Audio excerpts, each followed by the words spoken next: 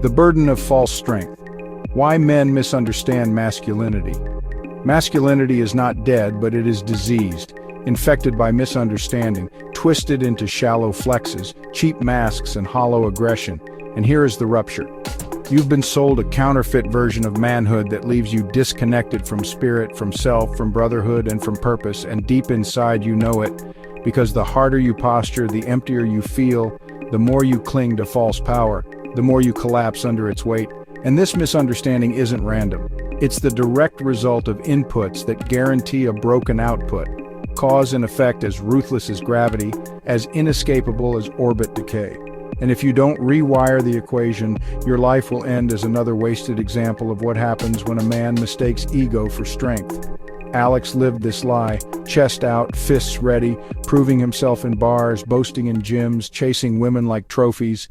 But when he was alone, he felt hollow, his soul rotting, his spirit absent, and Coach James cut him with truth. Masculinity without spirit is just noise. Strength without purpose is weakness dressed up as power. And that sentence exposed Alex, left him staring into the mirror not as a man but as a scroll pretending to be one. And this is where most men stay. Confused, angry, defensive, addicted to proving instead of building, numbing instead of growing, disconnected from the spiritual core of masculinity, which is not about domination but direction, not about posturing but presence, not about flexing but forging. And the pain multiplies because the misunderstood man becomes dangerous not to others but to himself, drinking, scrolling, drifting, lashing out, mistaking aggression for courage, mistaking lust for intimacy, mistaking status for honor, and the effects stack like numbers in a failing equation. Cause equals misunderstanding masculinity as domination. Effect equals disconnection, decay, collapse, a man ghosting his own spirit while pretending to be alive. But centurions refuse the counterfeit. They rise to the law of true masculinity, which is spiritual alignment, strength rooted in service, power anchored in purpose, presence connected to something higher than self. And this isn't vague, it's law. A system proven in every culture, every brotherhood, every era of men who stood when others collapsed.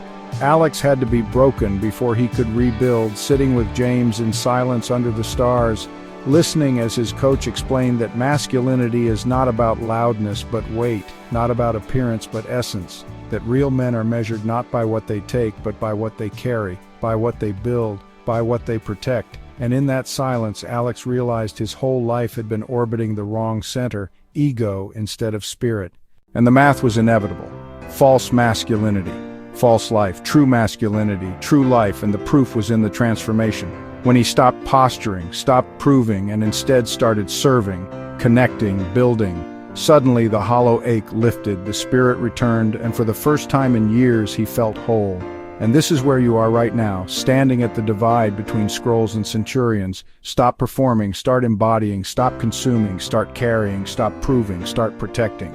Because the man who understands masculinity spiritually becomes unshakable, untouchable, undeniable, and if you are brave enough to step into that law, then the brotherhood is waiting, the compass is set, and your ascent is inevitable. Join OLP 365, or keep orbiting ego until collapse erases your name.